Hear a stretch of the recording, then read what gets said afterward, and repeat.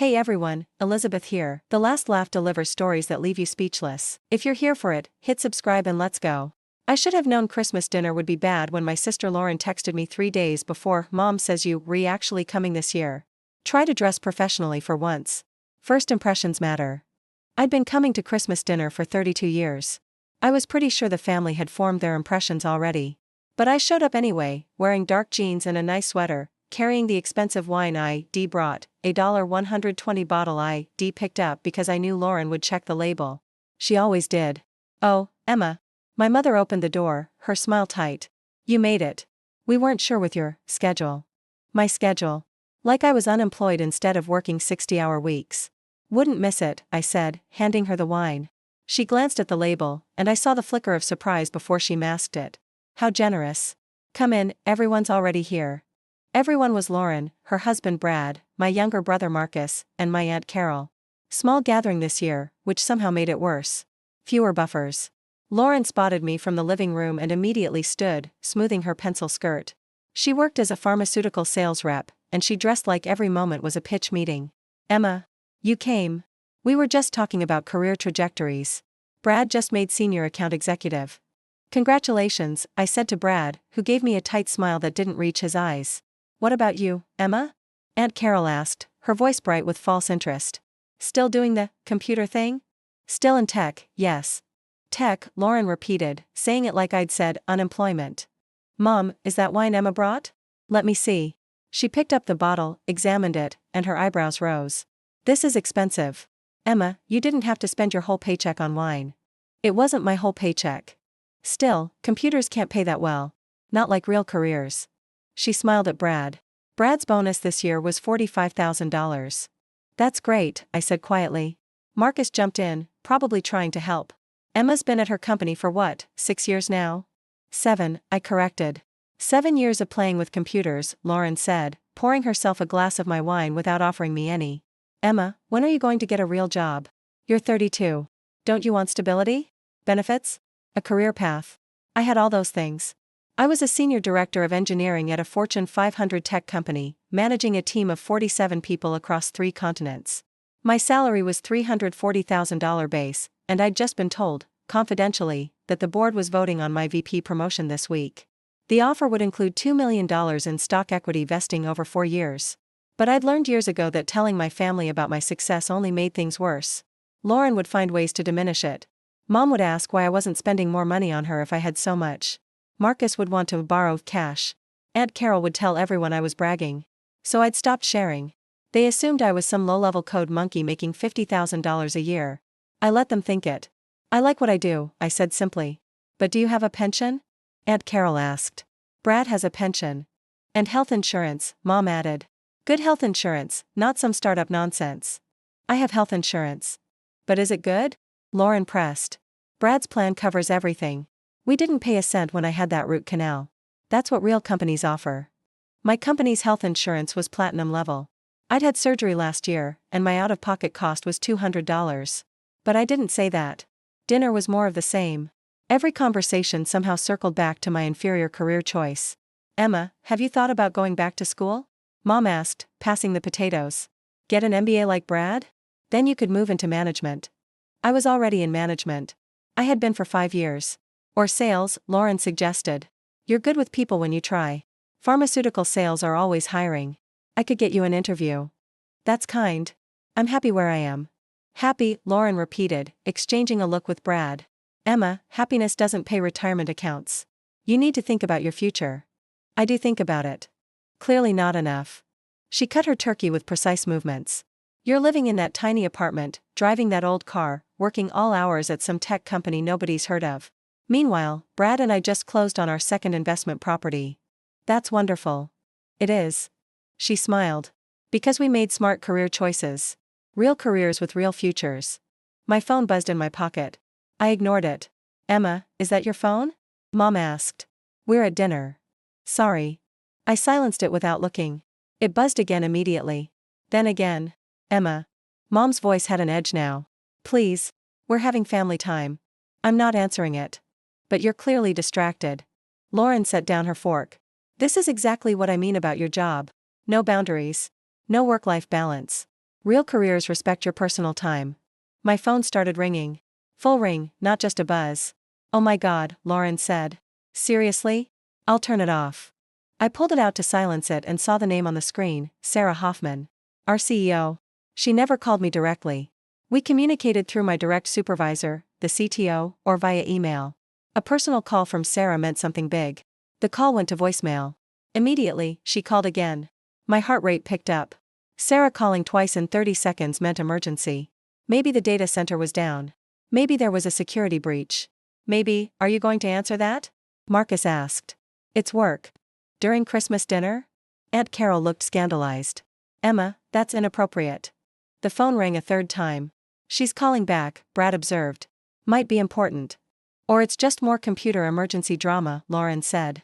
Let me guess, someone's password stopped working. Earth-shattering stuff. I stood up. Excuse me. I'll be quick. Emma, Mom started. 2 minutes.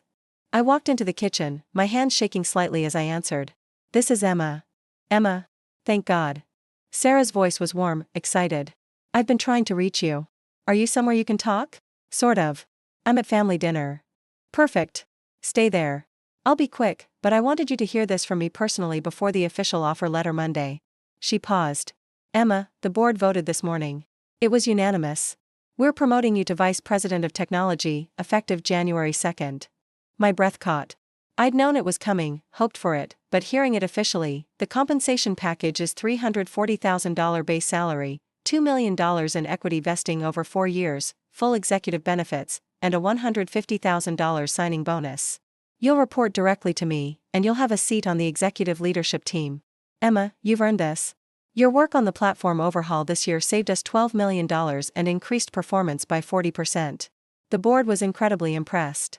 I stood in my mother's kitchen, phone pressed to my ear, trying to process. VP. $340,000 base. $2 million equity. Executive leadership. Emma? You still there? Yes. Sorry. Thank you. Thank you. Sarah laughed. You deserve it. Enjoy your holiday, and we'll go over details next week. Oh, and Emma?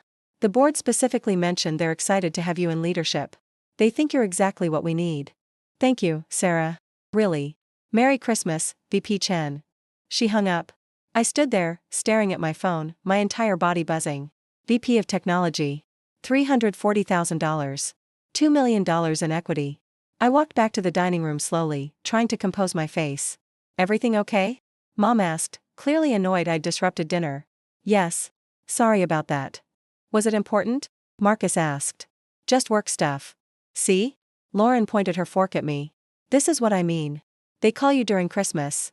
They have no respect for you because you let them walk all over you. In a real career, you have boundaries. I sat down and picked up my fork. Who was it? Aunt Carol asked. Your boss? Sort of. Sort of? Lauren pressed. Was it or wasn't it? It was the CEO. The table went quiet for a beat. Then Lauren laughed. The CEO called you personally? Emma, come on. You don't have to make things up.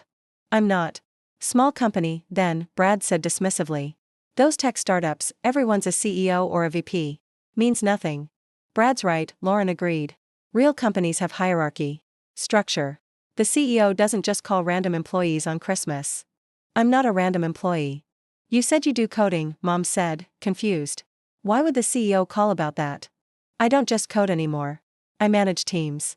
Teams, Lauren repeated. How many people? 47. She snorted.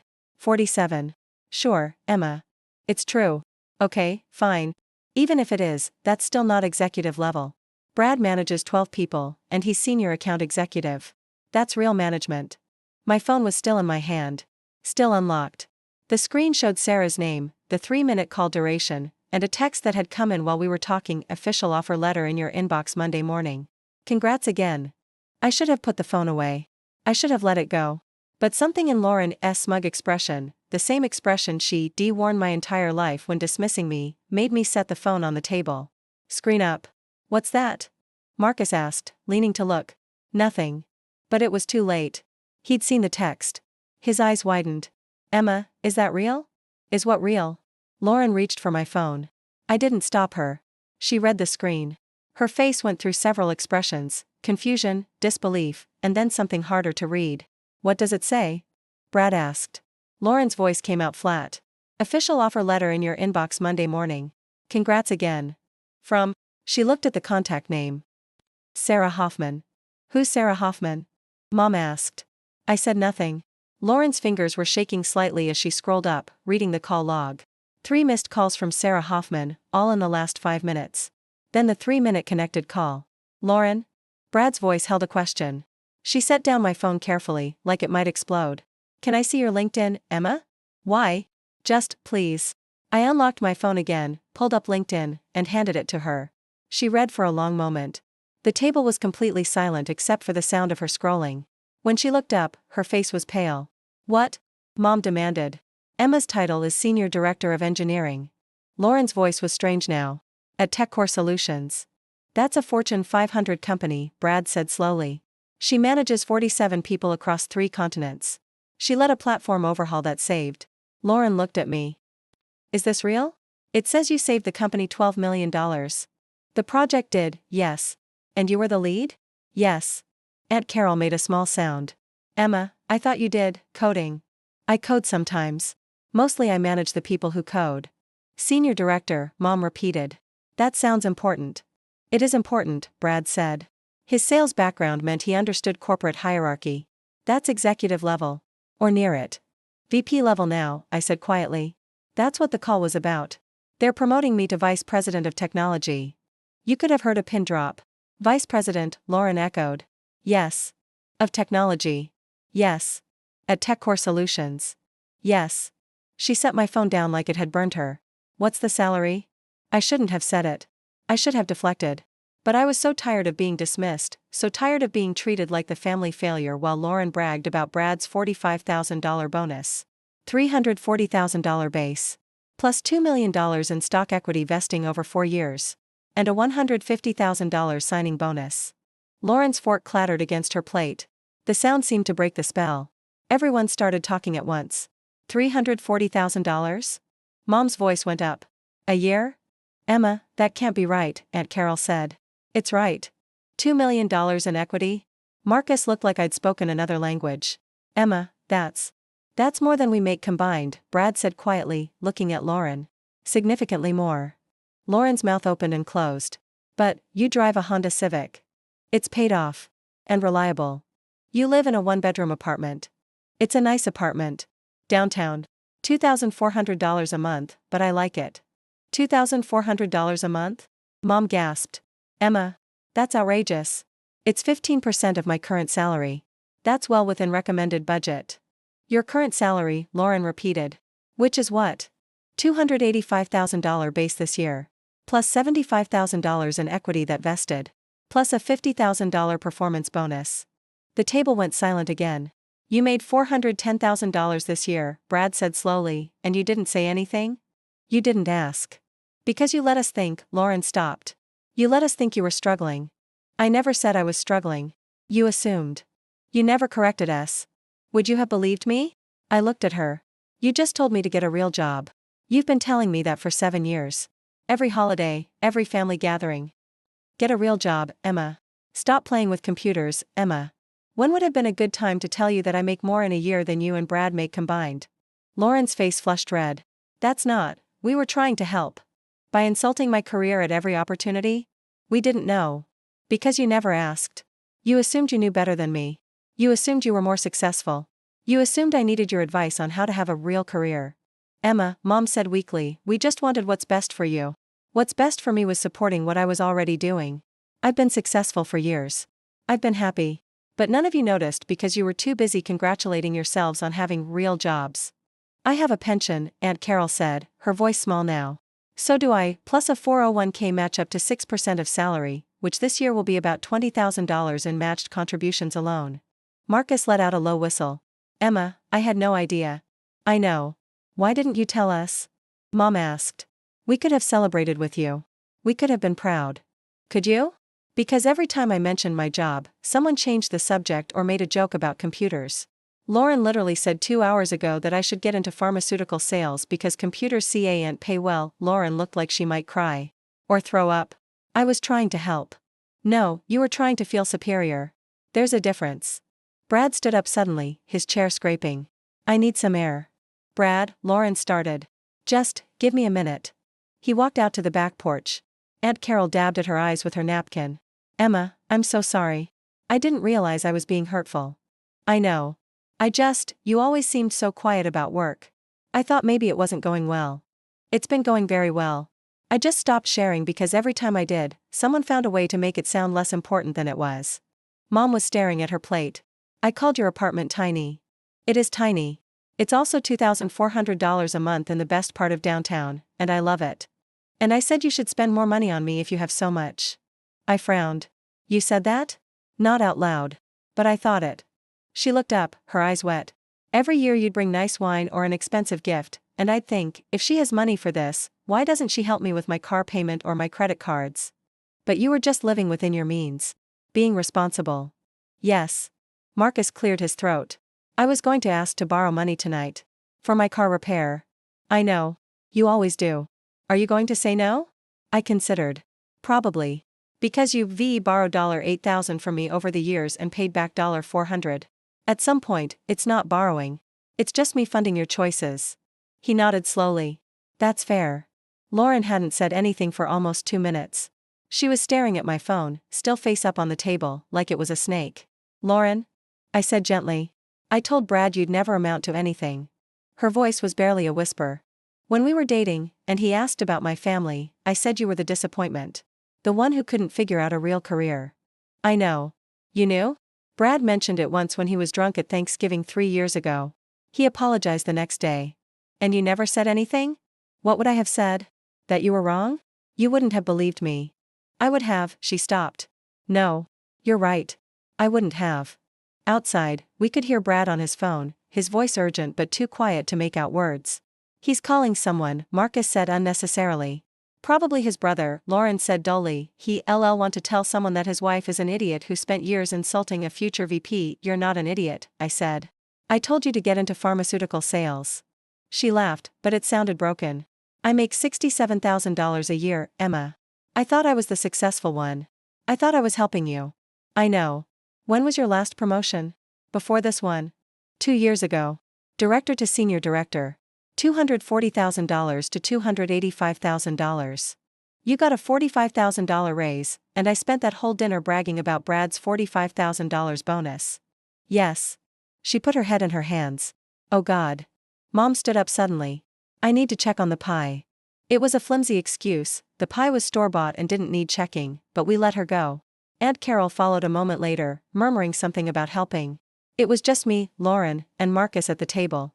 For what it's worth, Marcus said, I always thought you were smart. I just didn't realize you were successful. I know. I'm sorry I keep asking for money. I know. Are we? He hesitated. Are we still family? After this? Of course. But boundaries might look different going forward. He nodded and stood up. I'm going to go help with the pie that doesn't need help. Then it was just Lauren and me. I don't know what to say, she said finally. You don't have to say anything. Yes, I do. She looked at me, her eyes red. I've been awful to you. For years. Because I was insecure. I know. You know? Lauren, you've been competing with me since we were kids. Every achievement I had, you had to one-up. Every choice I made, you had to criticize. I thought when you got married and had your career, you'd stop. But it got worse. Because you kept succeeding. Her voice broke. And I kept feeling like I was falling behind, even though I was doing everything right. I got the degree, the marriage, the career. And you just played with computers and somehow ended up more successful than everyone. I worked 60-hour weeks for 7 years.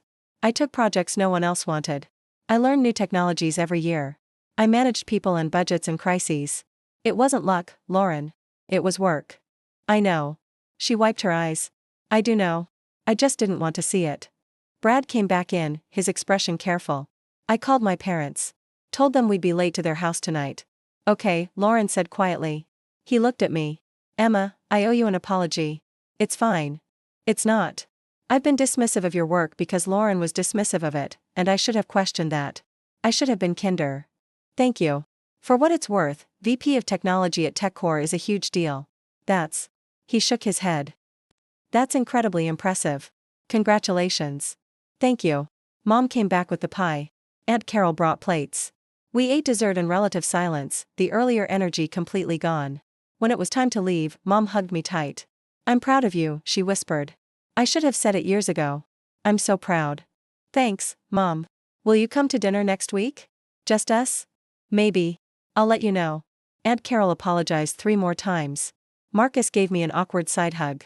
Brad shook my hand formally, like I was already a VP. Lauren walked me to my car. "I don't know how to fix this," she said. "You don't have to fix it tonight. But I want to. Emma, you're my sister. I've been terrible to you, and I want to be better." "Then be better. Starting now. No more comments about my job, my apartment, my car, my choices. Just, see me. Actually see me." "I will." She hesitated. "Can I text you?" "Yes. And can we maybe have coffee? Next week?" "Maybe. Let me think about it." She nodded, crying again. "I love you. I know I haven't shown it, but I do. I love you too, Lauren. That's why this hurt so much." I drove home to my tiny apartment that cost $2,400 a month. I changed out of my nice sweater into comfortable clothes. I poured myself a glass of wine, from my own collection, not the bottle I'd brought to dinner. And I looked at the email that had come through while I was driving home. The official offer letter, in my inbox, just like Sarah promised. Vice President of Technology. $340,000. $2 million in equity. Executive benefits. Leadership team. I'd done it. I'd worked for it, earned it, achieved it. Without my family's support or understanding, but also without their doubt holding me back. My phone buzzed. A text from Lauren. "I told everyone at Brad's parents' house what I did. His mom is horrified with me. I deserve that. I'm sorry, Emma."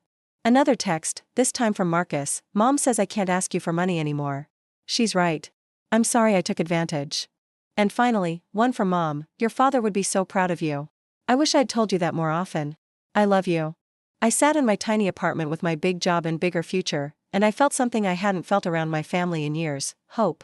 Maybe things could be different now. Maybe they could see me for who I actually was instead of who they assumed me to be. Or maybe they wouldn't change at all. Maybe this would be another thing they'd find a way to diminish eventually. But either way, I had my career. My success. My life that I'd built despite their doubt. And that was enough. Have you ever had your success dismissed by family? How did you handle the moment they realized the truth? Share your experiences below.